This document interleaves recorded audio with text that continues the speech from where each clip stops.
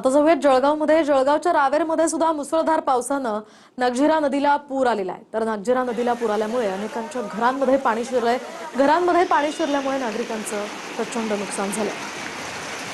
आपण पाहू शकतोय पाण्याचा हा प्रवाह प्रचंड असल्यामुळे अनेकांच्या घरांमध्ये पाणी शिरलं, अनेकांचं नुकसान झालेलं आहे. संपूर्ण हा परिसर पूर्णतः जलमय झालाय.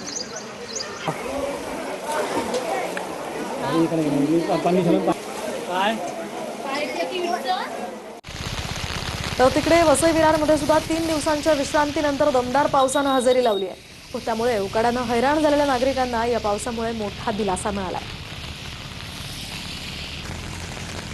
तर 3 दिवसांच्या विश्रांतीनंतर या ठिकाणी आज वसई विरारमध्ये पावसाची पुन्हा एकदा हजेरी पाहायला मिळाली. त्यामुळे अचानक आलेल्या पावसामुळे नागरिकांना दिलासा मिळाला. आता जाऊयात पुण्यामध्ये. पुण्यातल्या राजगुरुनगरमध्ये सुद्धा जोरदार पावसानं हजेरी लावली आहे. खेड तालुक्यातील पावसानं या ठिकाणी हजेरी लावल्यामुळे उकाड्यानं हैराण झालेल्या नागरिकांना काहीसा दिलासा मिळाला आहे. तर खरीप हंगामासाठी आणि एकूणच पेरण्यांसाठी हा पाऊस लाभदायक ठरणार आहे. तर संततधार पाऊस अजूनही सुरूच आहे. पुण्यामध्ये सुद्धा 2 दिवस पावसानं विश्रांती घेतली होती आणि आता राजगुरुनगरमध्ये जोरदार पाऊस झाला आहे.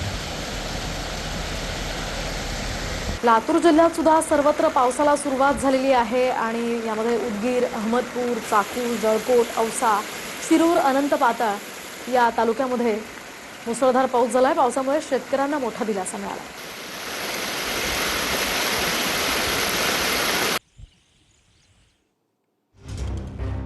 दरम्यान काही दिवसांच्या पावसानंतर आणि एकूणच खंडानंतर चिपळूणमध्ये पुन्हा एकदा मुसळधार पावसाला सुरुवात झाली आहे. जोरदार पावसामुळे प्रसिद्ध असा सवतसडा धबधबा पुन्हा एकदा प्रवाहित झालाय. तर पावसाच्या हजेरीमुळे शेतकऱ्यांमध्ये सुद्धा आनंदाचं वातावरण आहे. तर हा मनमोहक धबधबा पाहण्यासाठी दरवर्षी पर्यटक इथे येत असतात आणि मुसळधार पावसामुळे हा सवतसडा धबधबा पुन्हा एकदा प्रवाहित झालाय. त्याची ही मनमोहक दृश्य आपण टीव्ही 9 मराठीवर पाहताय.